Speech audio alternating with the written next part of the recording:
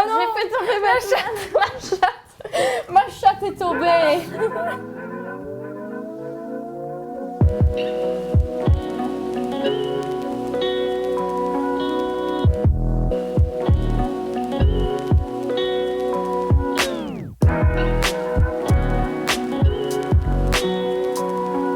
Salut Nina, pourquoi Salut. donc avoir eu envie de parler de ta vulve? Bonne question. Je pense que c'est parce que je vois de plus en plus de gens en parler et que quand moi j'en parle avec mes copines, je sens à quel point en fait c'était un sujet tabou dont on parlait pas et que même moi j'ai appris il y a quelques années la différence entre vagin et vulve et que j'étais sur le cul de voir que en fait je connais à peu près tous mes membres. Oui. Je savais que c'était un coup de ça, mais en fait là je savais pas comment ça s'appelait quoi. Est-ce qu'on est d'accord que les vulves, ce qu'on appelle vulve, c'est les lèvres? Oui, c'est ce que tu vois, donc t'as le clito, les lèvres. D'accord. Moi je croyais que ça veut parler juste donc déjà tu m'apprends quelque chose. Prise de conscience en direct aujourd'hui. OMG. Du coup, je pense que c'est un sujet important et que ça fait partie de ce mot, le empowerment qu'on n'arrive pas à traduire en français, n'est-ce pas? Absolument. Qui, pour les femmes, de savoir ce que c'est leur corps, de savoir même juste, tu vois, anatomiquement comment ça se passe. Et je pense que chacun et chacune a un parcours différent face à sa vulve et que je trouve ça intéressant d'en parler. Et même si ça fait un peu peur d'en parler devant tout le monde, c'est aussi important, je pense. Je pense que j'étais une des premières de mes amies à en parler. Et j'ai des amis qui étaient en mode soulagés. Enfin, quand la transition entre le collège et le lycée s'est faite, j'en parlais avec mes amis du collège, mais j'ai rencontré des gens au lycée qui n'en avaient jamais parlé à personne et qui m'ont vraiment dit « mais je suis contente de te rencontrer car je n'ai jamais rencontré personne qui parlait de son... » Moi, je dis zizi aussi pour la partie féminine. Limite, on parle plus de bite que de vulve, en fait. Carrément. Même en étant une femme, alors qu'on a une vulve. Mais moi, écoute, moi je trouve ça assez tôt, même pour toi, parce que moi, en fait, j'ai commencé, je pense, à parler de ça, je sais pas, il y a quelques années, mais du coup, pas au lycée. Ça, c'est clair que non.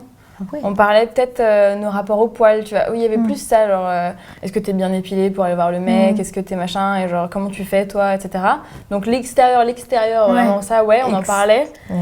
Des poils, mais de la vulve, et même moi, j'y pensais pas trop, parce que j'ai pas eu de mec un peu chiant qui me fait des remarques sur ma vulve ou qui me fait des trucs, ce qui arrive à certaines personnes et je suis désolée pour ces personnes. Et c'est vraiment plus tard que j'ai commencé à m'y pencher sur le sujet un peu plus et en fait à remarquer que que même si j'avais pas reçu de messages négatifs de mecs ou de personnes ayant vu ma vulve dire quoi que ce soit, même mes parents sont assez cool, enfin il n'y a pas de messages négatifs sur le sexe ou quoi.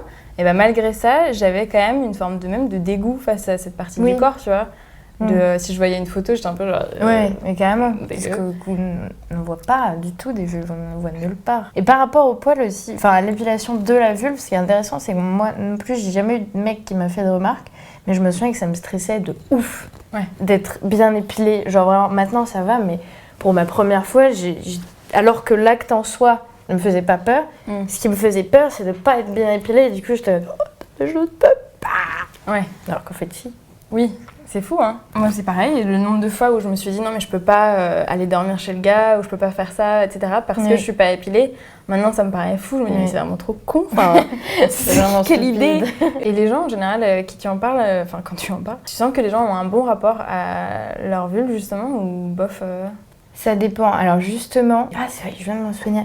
J'ai une de mes meilleures potes qui a un rapport mais horrible à sa vulve. Parce que moi, ça va, elle est symétrique et tout. Du coup, j'ai jamais eu de genre what the fuck. Mais elle m'a dit qu'elle avait, je crois que c'est plus petites lèvres qui ressortent des grandes lèvres.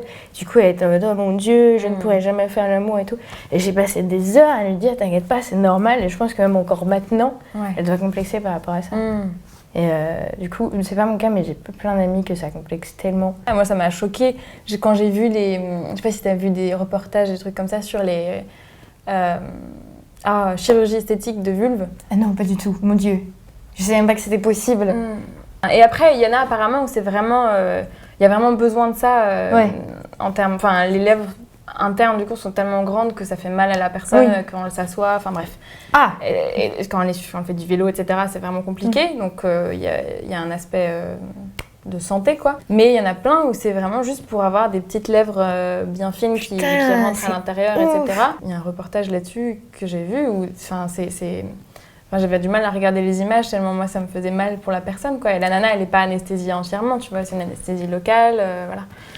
Donc tu vois.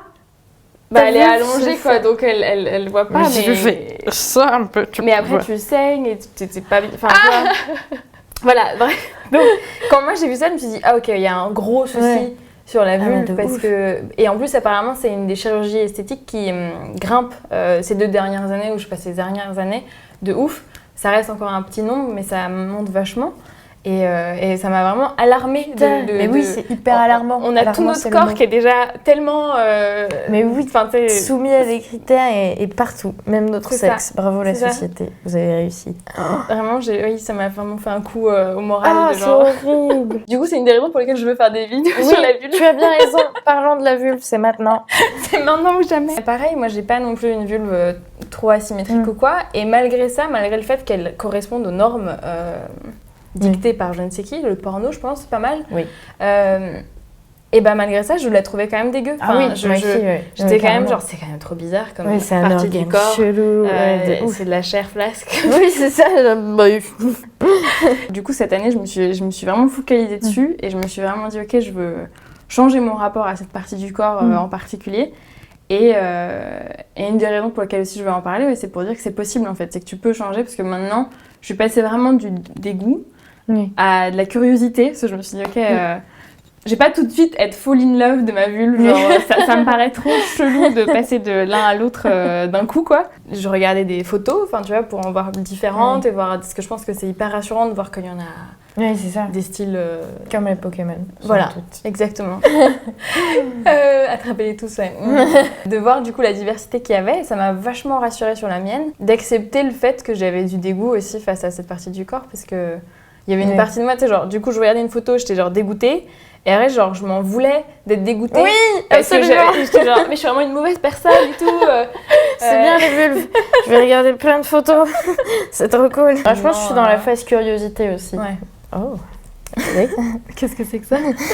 Alors. Mais je pense que c'est parce qu'on n'a pas assez d'images de vulve. Enfin, je sais pas comment dire, parce qu'on va pas non plus mettre des vulves partout. Un pénis, ça dégoûte moins. Mais pourquoi? Puisqu'on... Je sais pas, un peu plus. En même temps, tout le monde dessine des pénis partout. C'est ça, hein. Même en tant que nana, au collège, partout, tu fais des tags de pénis. Et ça commence tout doucement, j'ai l'impression, à ce que les gens puissent sachent dessiner une petite vulve en schéma. Puis on nous explique moins, je pense.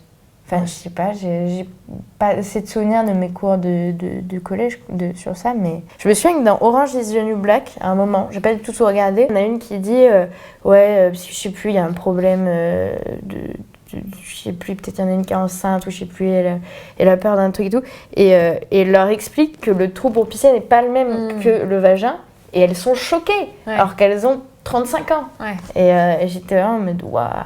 Oui. Et je pense qu'il y a plein de gens en vrai qui savent pas ça. Et c'est pour ça que t'as plein de mythes sur si tu mets un tampon, tu pourras plus faire pipi ou des conneries comme ça. Et je dis, mais non, c'est pas la même chose en fait, vraiment pas, annulez tout. Mais je suis d'accord avec toi, l'éducation, même si sur un truc hyper basique comme ça, vraiment juste anatomique, on n'en est pas là quoi. Alors que les mecs quand même connaissent leur corps, je pense, à ce niveau-là.